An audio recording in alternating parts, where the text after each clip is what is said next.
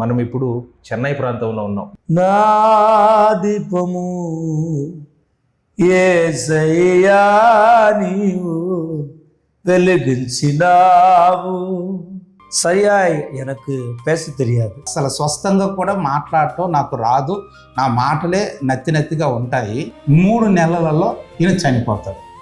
అంతకు ముందులో వచ్చేసి పోషాపున కొరకు ట్రైన్లో అవి బిస్కెట్లు కానీ పల్లీలు కానీ అమ్ముకుంటా వెళ్ళేటువంటి వారు.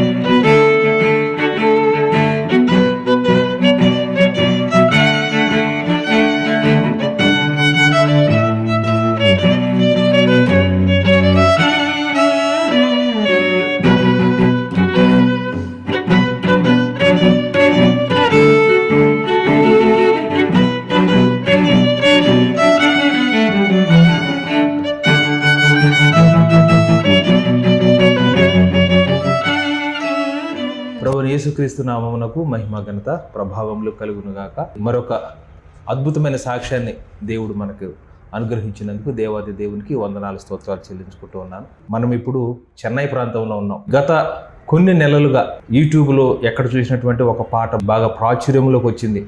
ఆ పాట తమిళ్లోనూ ప్రాచుర్యంలోకి వచ్చింది, అలాగే తెలుగులో కూడా ప్రాచుర్యంలోకి వచ్చింది. ఆ పాట తెలుగులో పరలోకమైన ఆస్వాస్థము నేను ఎప్పుడు చేరుదననే పాట, తమిళ్లో మరి బ్రదర్ బెంజమిన్ గారు, దాస్ బెంజమిన్ గారు పాడారు. ఇప్పటికీ వారు చాలా చోట్ల పాడుతూనే ఉన్నారు. వారు పుట్టుకతోనే మరి అందులు. మరి వారి యొక్క సాక్ష్యాన్ని, రక్షణ సాక్ష్యాన్ని తెలుసుకోవడానికి మనం చెన్నై వరకు రావడం జరిగింది. వారితో కొన్ని విషయాలు మనం పంచుకుందాం. అలాగే మనతో ఉన్నటువంటి దైవ సేవకులు విజయ్ కుమార్ గారు, వారు బ్రదర్ చెప్పిన దానికి మరి తర్జుమా చేస్తారు. అయ్యా వందనాలు. అయ్యా ప్రైజ్ ద లార్డ్. చాలా సంతోషం. మీరు తమిళ ప్రజలైనప్పటికీ మా తెలుగు ప్రజలకి మీ గాత్రం చాలా బాగా నచ్చింది. అలాగే మీరు పాడినటువంటి పాట మీరు తమిళ్లో పాడారు, మా ప్రాంతంలో తెలుగులో పాడారు. చాలా సంతోషం మిమ్మల్ని కలుసుకోవటం. అయితే మీ సాక్ష్యాన్ని, మీ గురించి కొంత వివరంగా మా ప్రజలతో మీరు పంచుకోండి. కర్తృ పరిశుద్ధ నామத்துக்கு స్తోత్రం. దేవుని యొక్క పరిశుద్ధ నామానికి మహిమ కలుగును గాక. కర్తర్ இந்த அடிமையை எப்படி ரட்சித்தார்? ప్రభు ఈ దాసునేటువంటి నన్ను ఎలా రక్షణలోకి తీసుకొచ్చారు అని అంటే, இந்த வீட்டில் என்னோட சேர்ந்து 5 சகோதர சகோதரிகள் இருக்காங்க. 3 அக்கா ஒரு அண்ணன் இருக்காங்க. நான் தான் எங்கள் வீட்டில் கடைசி தம்பி. మేము మా తల్లిదండ్రులకు 5 మంది సంతానము, 3 అక్కలు, 1 అన్నయ్య. నేను కరసడి వారినిగా 5వ వాడినిగా పుట్టాను. 3 అక్కాவும் అన్నனும் ఉయిరోడు இருக்கிறாங்க. 3 అక్కలు, అన్నయ్య ప్రాణాలతోనే ఉన్నారు. அப்பா தான் இப்போ தான் எங்களை விட்டு இறந்துட்டாங்க.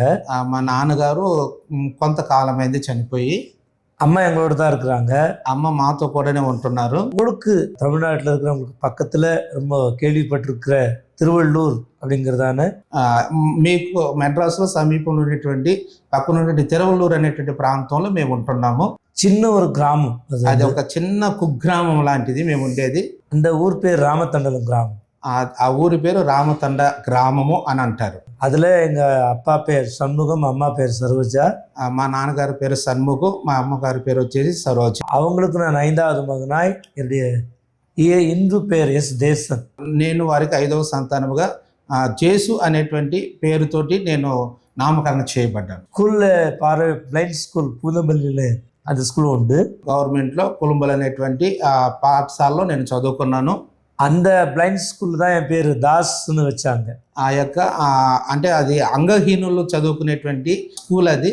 అక్కడ నేను చేరినప్పుడు నాకు దాసు అనేటువంటి పేరు ఆ స్కూల్లో వాళ్ళు పెట్టారు. அந்த స్కూల్లో தான் எங்களுக்கு வந்து இயேசுனா என்ன அப்படின்னு எங்களுக்கு அறிவிச்சாங்க. ఎందుకంటే నేను ఆ స్కూల్లో చదువుకుంటున్నప్పుడే యేసు అనేటువంటి ఆ మాటని విన్నాను.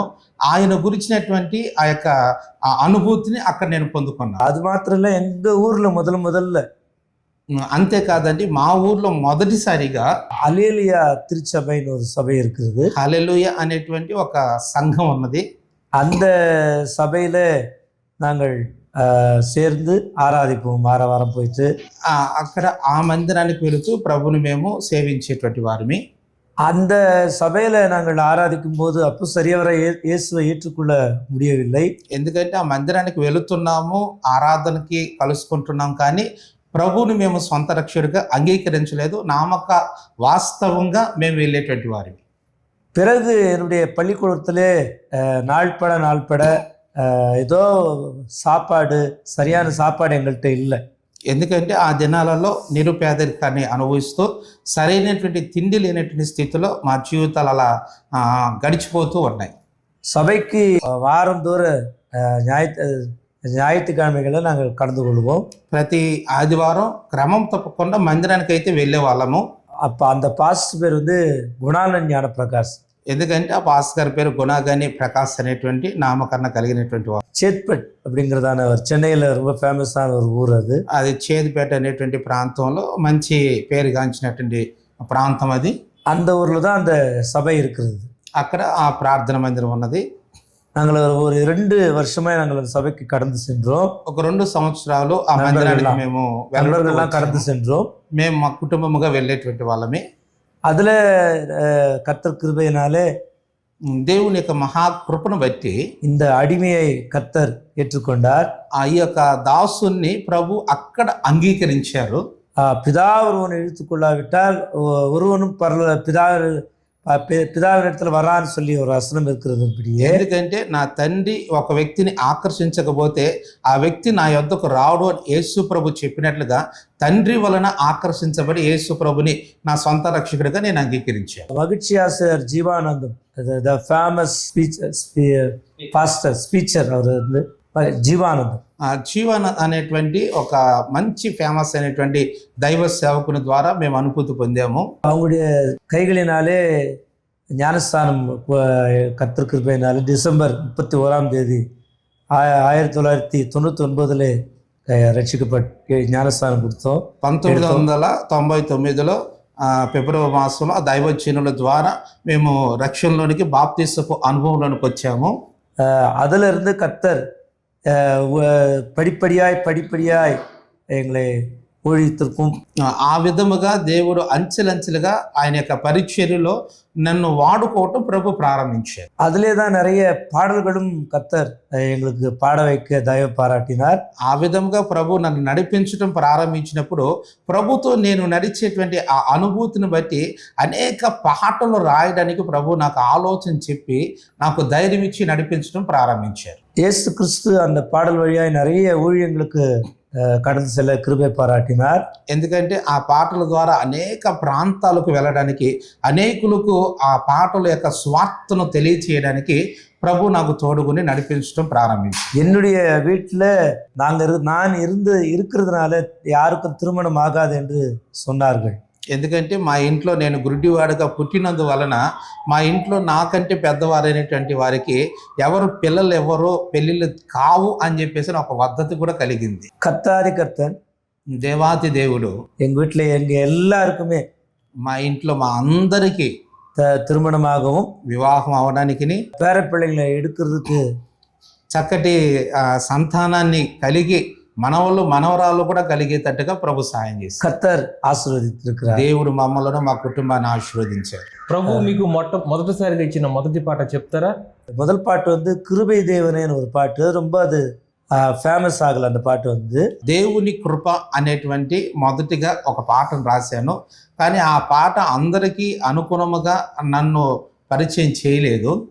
ஆனா எங்களுக்கு வந்து கர்த்தர் முதல்ல எங்களுக்கு பழக்கமான, அதாவது தெலுங்கு மொழியில் எங்களுக்கு பழக்கமான பிடிச்சமான, அதாவது நாங்கள் எங்கள் வாழ்க்கையில் விளிம்புக்கே நாங்கள் ஏன் வாழணும்னு சொல்லி யோசிச்சப்ப எங்களுக்கு ஒரு ஆன்ட்டி கற்றுக் கொடுத்தாங்க.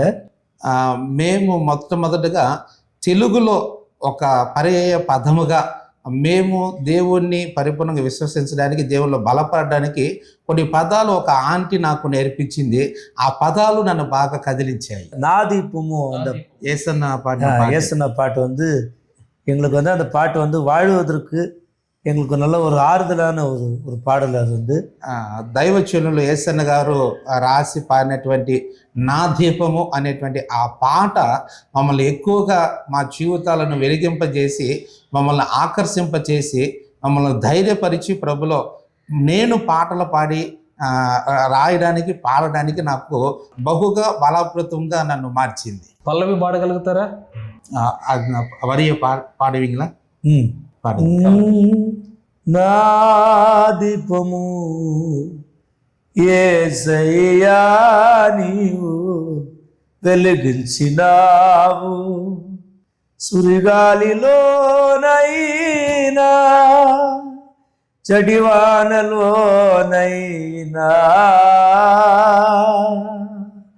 ఆరిపోతులే నీవు వెలుగించిన దీపము,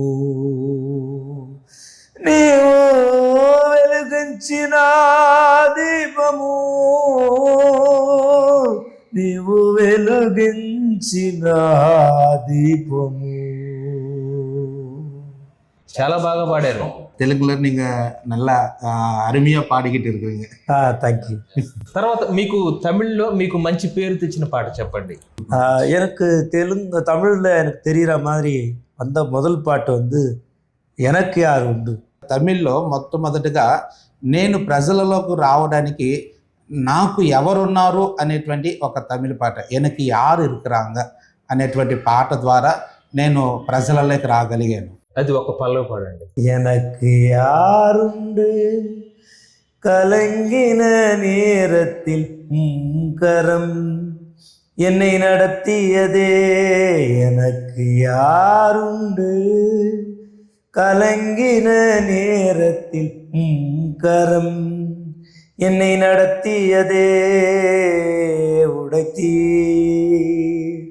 உருவாக்கி நீ சிக்ஷித்தீ சீர்படுத்தி நீ புடமிட்டீ, புதிதாக்கி நீ பிரித்தீ பிரியாதிருந்தீ, எனக்கு யாருண்டு கலங்கின நேரத்தில் கரம். Thank you. நன்றியா. தேங்க்யூ. ரொம்ப நல்லா பாடி இருக்கீங்க. అయ్యా, మీకు దేవుడు పాటలు రాసేటువంటి పాడేటువంటి తలాంతు ఇచ్చారని ఎప్పుడు మీరు గమనించుకోగలిగారు? நீங்கள் நல்ல ஒரு கேள்வி கேட்டீங்க. அதை எப்படி அதை அறியறதுக்கு ஏறக்குறைய ஒரு 3-4 வருஷம் எனக்கு தேவைப்பட்டுச்சு. దేవుడు నేను పాటలు రాయడానికి కానీ పాడడానికి కానీ దానిని నేను గుర్తించడానికే 3 సంవత్సరాల కాల పరిమితి నాకు పట్టింది. ఎందుకంటే దేవుడు నన్ను కూడా వాడుకోవడానికి ఇష్టపడుతున్నాడు అనేది గ్రహించటమే నాకు అంత టైం తీసుకున్నది. கர்த்தர் வந்து எங்களுடைய மெயினாக நான் பாடணுங்கிறத எங்கள் சித்தி எங்களுக்காக ஜெபம் பண்ணாங்க.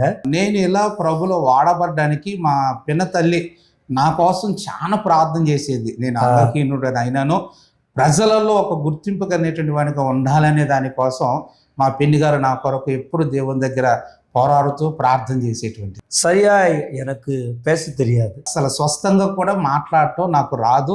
నా మాటలే నత్తిగా ఉంటాయి. எனக்கு என்னோட படித்த என்னோட இருக்கிற அண்ணாங்களுக்கு நண்பர்களுக்கெல்லாம் நல்லாவே தெரியும். నాతో కూడా చదువుకున్నటువంటి వారికి, నాతో ఉన్నటువంటి వారికి నా నోటి మాట ఎలా ఉంటుంది అనేటువంటిది బాగా తెలుసు.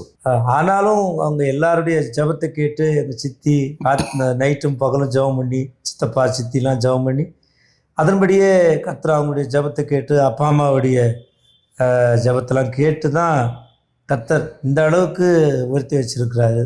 ఎందుకంటే నేను గుడ్డివాణిగా మాత్రం కాదండి, నత్తివాణ్ణి కూడా. కానీ మా పిన్నతల్లి కానీ మా అమ్మ కానీ నా తోడబుట్టినటువంటి వారు కానీ వారు చేసినటువంటి ప్రార్థన, వారి యొక్క మొరను దేవుడు ఆలకించి నా నోటి ఆ మాంద్యాన్ని కూడా దేవుడు తొలగించాడు. చక్కగా పాడడానికి ప్రభు నాకు కృపనిచ్చి దేవుని యొక్క నామ మహిమ కొరకు ఆయన నన్ను నడిపిస్తున్నాడు. మీకు తమిళ ప్రజలు ఎక్కువగా మీ నుంచి ఏ పాట కోరుకుంటారు? தமிழை பொறுத்தவரை ஓரளவுக்கு இப்போ ட்ரெண்டாக இருக்கிற பரலோகமே என் சொந்தமே, ఆ పాట మీరు ఎప్పుడు విన్నారు? அந்த பாட்டுக்கு வந்து தலைமுறைகள் சங்கீதம்னு ஒரு நிகழ்ச்சி. அது அது பெரிய ஒரு பிரம்மாண்டமான நிகழ்ச்சி. அது கிட்டத்தட்ட ஒரு 84-90 பாட்டுக்கு மேலே பாட வேண்டிய ஒரு பாடல்கள். அது தலைமுறைகள் சங்கீதத்தில் பழைய காலத்து பாடல்களை எடுத்து அதில் கர்த்தர் இந்த அடிமையை செலக்ட் பண்ணார். ஸ்டான்லி, ஸ்டீஃபன், தம்பி ஷால்டன் இவங்கெல்லாம் பேசி அந்த நிகழ்ச்சிக்கு దేవాది దేవుని కూట్టు పోనాక ఇంచుమించుగా తమిళ్లో ఉండేటువంటి పాత పాటలు పాడడానికి అనేటువంటి ఒక ప్రోగ్రాం ఒకటి ఏర్పాటు చేశారు. ఆ ప్రోగ్రాంలో ప్రత్యేకించి కొందరిని మాత్రమే ఆహ్వానించారు ఆ పాటలు పాడడానికి.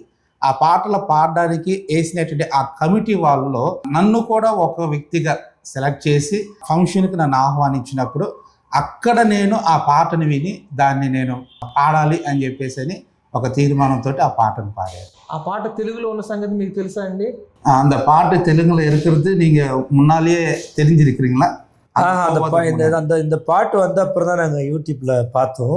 தெலுங்குல வந்திருக்குது. ரொம்ப ரொம்ப చాలా எனக்கு தெலுங்குல பேசணும் தான் ఆశ. చాలా సంతోషం அந்த పాటలు కేൾకుపోదు. ఆ ఫంక్షన్కి వెళ్ళేదాకా అసలు అట్లా ఒక పాట ఉంది అనేది నాకు తెలియదు. అక్కడ వాళ్ళు పాడినప్పుడు విని ఆ పాట నన్ను ఆకర్షించింది. దాన్ని తమిళ్లో పాడాలని చెప్పేసి దేవుని దగ్గర ప్రార్థన చేసుకుని ఆ పాటను పాడాను. ఆ పాట పాడినప్పుడు మీకు ఎలాంటి స్పందన వచ్చింది తమిళ ప్రజల నుంచి? அந்த பாட்டுக்கு எங்களுக்கு ஆதரவு கிடைக்குங்கிறது நாங்கள் துளி கூட எள்ளளவு எதிர்பார்க்கவே இல்லை. ஆனால் பாடும்போது ரொம்ப ஒரு வருத்தத்தோடு தான் நான்லாம் பாடினேன். ஏன்னா நைட் நேரம் நான் எப்படி வீட்டுக்கு போக போகிறேன், நான் எப்படி என்னை கொண்டு போய் விட போகிறாங்க, அதுதான் எனக்கு ரொம்ப நான் கடைசி நிகழ்ச்சி, நான் தான் கடைசி எபிசோட். அதனால் ரொம்ப எனக்கு ரொம்ப கவலையாக இருந்துச்சு. ஆனால் சீக்கிரமாக பாடி முடித்தா ரொம்ப சந்தோஷமாக ஃப்ரீயாக இருக்கும், அது சீக்கிரம் அப்படிங்கிற ஒரு கவலை ப்ளஸ் కోపతోడ அந்த పాటలు పాడినది. అక్కడ ఆ రోజు పరిస్థితి ఏంటిది అని చెప్పేసి అంటే అందరికీ అవకాశం ఇస్తున్నారు, అందరూ పాడుతున్నారు, సమయం చాలా గడిచిపోయింది. నేను వికలాంగుణ్ణి, నేను ఇంటికి వెళ్ళడానికి నాకు ఆతృతగా ఉంది, ఎందుకంటే సమయం గడిచిపోతుంది. నాకు ఒక పక్కన అవకాశం ఇవ్వకపోయినా పర్వాలేదు అని అనిపిస్తుంది. తొందరగా ఒకవేళ అవకాశం ఇస్తే బాగుంటుందని కోపంతో కూడా ఉన్నాను.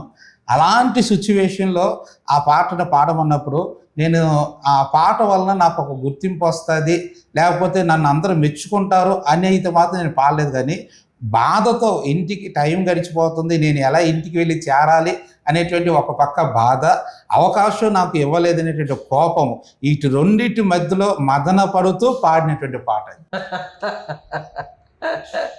ఆ విధంగా బాధతోనూ కోపంతోనూ ఇక పాడి వెళ్ళిపోవాలి అన్నట్టుగానే ఆ పాటను పాడాను. పాడిన తర్వాత ఎలా స్పందించారు వారు? அவங்க எல்லாரும் சமாதானப்படுத்தினாங்க. என்னை வந்து ஏன் அவ்வளோ கவலையாக கோவமாக பயந்து பாடுற, நாங்கள் விட மாட்டோமா அப்படி சொல்லி கேட்டாங்க. நம்ம வீடாக இருந்தால் பரவாயில்ல, நம்ம இன்னொரு வீட்டில் போய் இருக்கிறதுனால நாங்கள் அவரை எடுத்து சொன்னோம். இல்லை அவங்க ஒரு பாஸ்ட்டு மறுநாள் காலையில் அங்கே சர்ச்சு நடத்தணும், அதனால் நமக்காக அங்கே தூங்காமல் முடிச்சிட்டு இருக்கிறாங்க அப்படி சொல்லி அவங்களுக்கு எடுத்து சொன்னோம். அப்போ அவங்களும் சாரி கேட்டாங்க என்கிட்ட. அதுக்கப்புறம் அந்த பாட்டு கேட்ட பிறகு அவங்களோட இருக்கிற அந்த ஸ்பந்தனை எப்படி இருந்தது? இல்லை அது ஒரு அதான் பெரிய, ஏன் நீங்கள் ரொம்ப எதிர்பார்க்கவே இல்லை. அதாவது அந்த நாளில் எங்களுக்கு சரியான சமாதானம் கிடைக்கல. ஆனால் அந்த பாட்டு வந்து ரிலீஸ் பண்ண அந்த டயத்தில் என்னுடைய செல்ஃபோன் என்னுடைய செல்ஃபோன் தொலைஞ்சிச்சு. காலையில் எல்லாரும் விஷ் பண்ணுறாங்க, மறுநாள் காலையில் என்னுடைய ட்ரெயினில் என்னுடைய செல்ஃபோன் இப்படியே பேக்ல இருந்து வந்துச்சா இல்லை யாரையும் எடுத்துட்டாங்களா எங்களுக்கு தெரியல. ஆனால் அந்த பாட்டு பொறுத்தவரையில் நாங்கள் நிறைய இழந்திருக்கிறோம். அந்த பாட்டு மூலயமா நிறைய இடத்துல போனீங்க, நிறைய இடத்துல இழந்த நிறைய பொருட்களை. அதாவது என் பையன் ஆக்சிடென்ட் ஆகிட்டான், அந்த நேரத்தில் தான் என்னுடைய பையனுக்கு அதே டயத்தில் தான் காய்ச்சல் வந்துச்சு. அவன் 10th எக்ஸாம் எழுதணும், ஆனாலோட கர்த்தர் அவனை பாஸ் பண்ணி வச்சிட்டாரு. அதனால் அது ஒரு எங்களுக்கு ஒரு பெரிய ஒரு கவலை. எங்களுக்கு பையனுக்கு உடம்பு சரியில்லை, ஆக்சிடென்ட் ஆயிடுச்சு.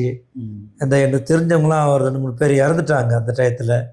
செல்ஃபோன் வேற மிஸ் ஆகி தொலைஞ்சு போயிடுச்சு. ஸோ இதெல்லாம் எங்களுக்கு ஒரு வருத்தமான நிகழ்ச்சியாக இருந்தது. ஆனாலும் அது எல்லாத்துலேருந்து கர்த்தர் வந்துட்டு உங்களை மேன்மைப்படுத்தி. எஸ், కర్తருக்கு మహిమే. ఆమేన్. హల్లెలూయా. అంటే ఆ పాటని పాడినప్పుడు చాలా భయంకరమైనటువంటి పరిస్థితులు మారిపోయినాయి. అంటే వాళ్ళ అబ్బాయికి యాక్సిడెంట్ అవటం, ఇంకో 10th క్లాస్ ఎగ్జామ్ రాయాల్సినటువంటి బిడ్డ జ్వరంతో బాధపడుతూ ఎగ్జామ్ రాయడానికి కూడా వెళ్ళలేనటువంటి సిచ్యువేషను. అదే సమయంలో సెల్ ఫోన్ కూడా పోగొట్టుకున్నాడు. అంటే ఆ పాట పాడిన తర్వాత దాని యొక్క స్పందన ఎలాంటిది అనేటువంటిది కూడా ఇడికిడి రానటువంటి పరిస్థితుల్లో ఈయన చాలా కురిగిపోయినారు. ఆ తర్వాత అందరూ ఆ పాటని విని ఈయన్ని కాంటాక్ట్ చేయడానికి వచ్చినప్పుడు ఆ బాధలన్నిటిని ఒక్కసారిగా అలా మరిచిపోయి దేవుడు ఎంతగా అలాంటి ఒత్తిళ్ళ మధ్యలో దేవుడు నన్ను అక్కడ కనపరిచారా అనేటువంటి విషయం తెలిసిన తర్వాత ఆ హృదయంలో కలిగినటువంటి సంతోషం చాలా అమూల్యంగా మారిపోయింది అన్నమాట. ఆ పాట అనేకులకు పరిచయమే, అనేక చోట్లకు వెళ్ళడానికి దేవుడు కృప చూపించారండి. మా తెలుగు ప్రజల కోసం మరొకసారి పాడతారా పాట?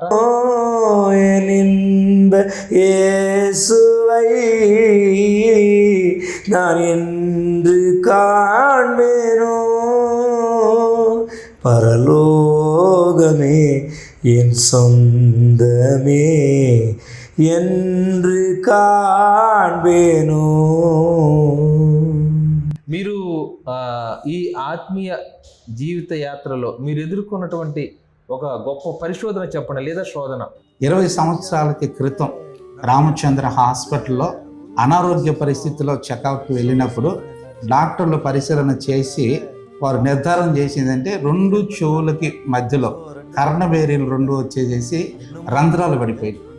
అంటే ఆ 2 కలిసిపోయినట్టుగా హోల్స్ వచ్చిందనమాట. దాన్ని ఆపరేషన్ చేయడానికి ఆ కాలంలో 20 సంవత్సరాల క్రితం 50,000 రూపాయలు కట్టమని అడిగారు. కానీ ఆ 50,000 రూపాయలు కట్టి ఆపరేషన్ చేయించుకునేటువంటి స్తోమత లేదు. కానీ డాక్టర్లు చెప్పింది ఏంటంటే మీరు డబ్బు కట్టి ఆపరేషన్ చేయించుకోవచ్చు, కానీ చేయించుకున్న అది పూర్తిగా నయం అవుతుంది అని చెప్పలేము. ఒకటి.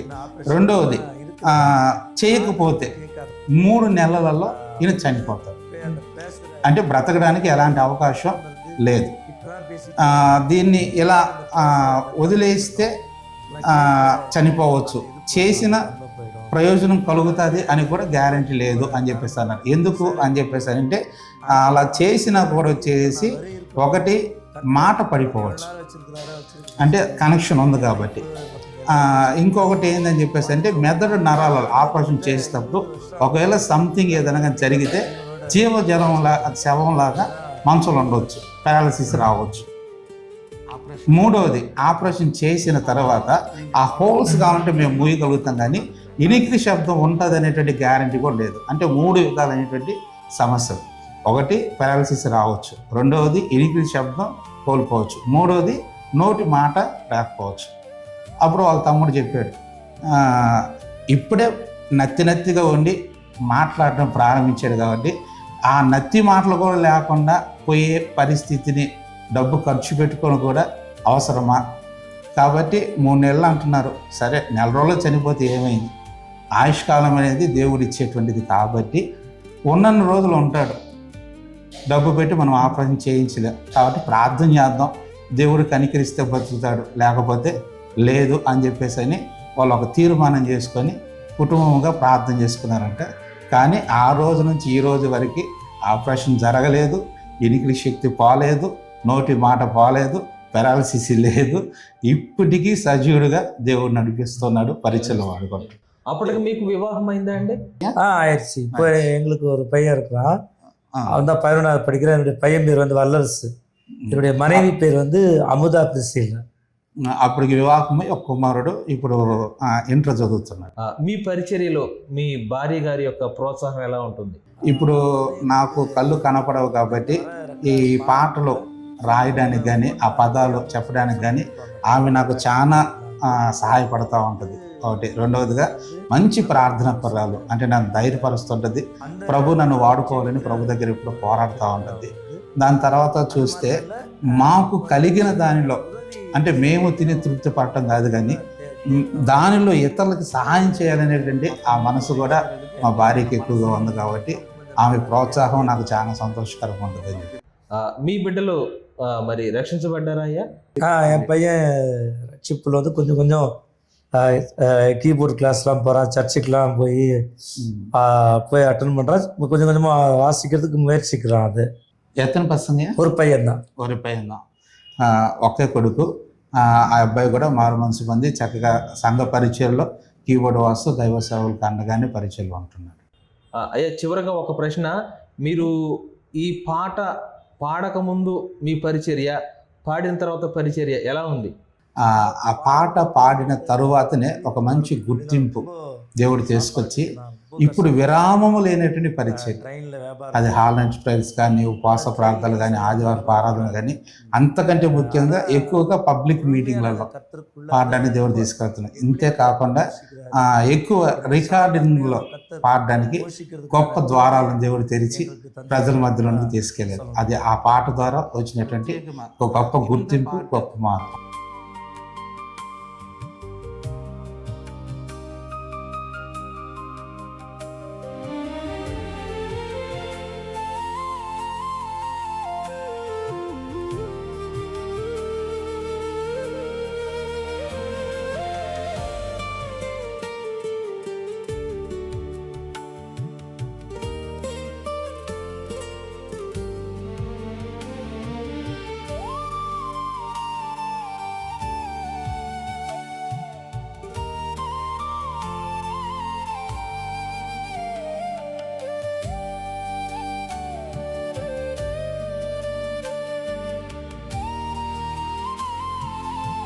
అంతకు ముందులో వచ్చేసి పోషాపున కొరకు ట్రైన్లో అవి బిస్కెట్లు కానీ, పల్లీలు కానీ అమ్ముకుంటా వెళ్ళేటువంటి వారు. అంటే అప్పుడు పోషాపున జరగడానికి కష్ట పరిస్థితి.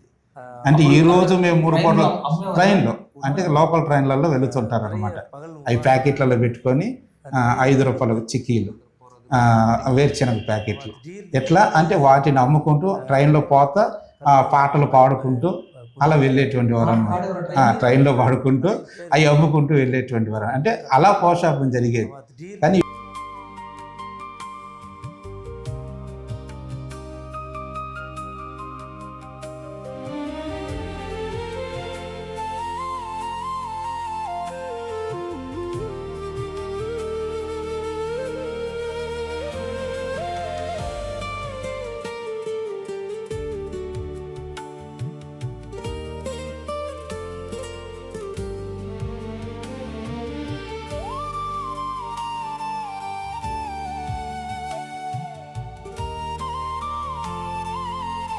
పాట పాడిన తర్వాత టోటల్గా గతానికి ఇప్పటికి ఎలాంటి సంబంధం లేనటువంటి రీతిలో జీవన విధానాన్ని, పరిచర్య విధానాన్ని కూడా దేవుడు మార్పు చేశాడు.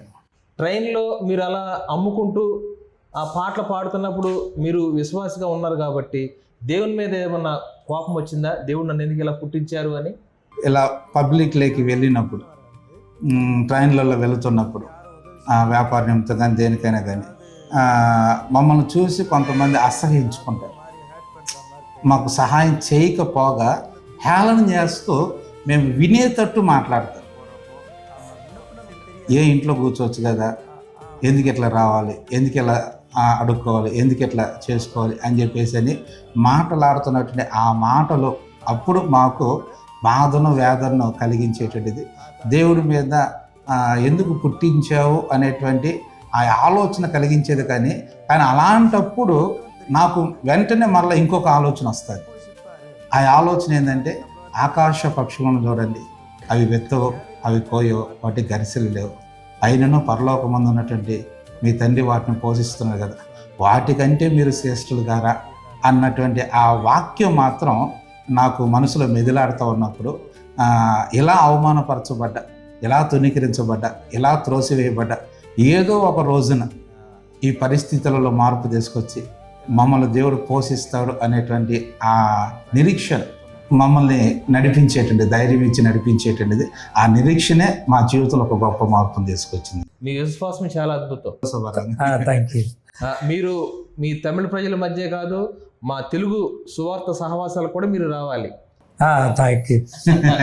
ఇంకా దేవుడు మిమ్మల్ని బహుగా వాడుకోవాలి తన పరిచర్యలు విరివిగా, విరామం లేకుండా. అలాగే మీ సాక్ష్యం చూస్తున్నటువంటి అనేక మంది జీవితాల్లో మీ సాక్ష్యం ఒక ప్రోత్సాహకరంగా మరి విశ్వాసాన్ని పురుకొల్పేదిగా ఉండాలని నేను కోరుకుంటా ఉన్నాను. మరి ఇంత చక్కటి సాక్ష్యాన్ని మీరు పంచుకున్నందుకు మీకు వందనాలు. ఎన్నిక లేనటువంటి అంగహీనునైనటువంటి నోటి మాధ్యం కలిగినటువంటి నన్ను గుర్తించి ల్యాంప్ మినిస్ట్రీస్ ద్వారా మీరు నా జీవిత సాక్ష్యాన్ని ప్రజలకి తెలియచేయడానికి వచ్చినందుకు నా హృదయపూర్వక వందనాలు తెలియచేస్తున్నాను. ఎందుకంటే మీరు చాలా దైవభక్తి కలిగినటువంటి వారు, నియమాలతో కూడినటువంటి పరిచర్య చేసేటువంటి వారు అయినను ఎన్నిక లేనటువంటి నా మీద దృష్టిని పెట్టి వచ్చినందుకు మీకు వందనాలు తెలియజేస్తున్నాను. మిమ్మల్ని మీ మినిస్ట్రీని దేవుడు ఆశీర్వదించాలని, అనేకులకు ఆశ్చర్యకరమైన ఒక వెలుగుగా వెలిగించగలిగినటువంటి దేవుడు మీ మినిస్ట్రీని కూడా వెలిగించి దీవెనకరంగా నడిపించాలని హృదయపూర్వకంగా కోరుకుంటూ నా తరపున, నా కుటుంబం తరపున, ప్రభు నాకు ఇచ్చిన పరిచర్య తరపున మీకు వందనాలు తెలియజేస్తున్నాను. వందనాలు. అయ్యా ప్రైజ్ లాడ్. వందనాలు. Praise the Lord. Praise lord.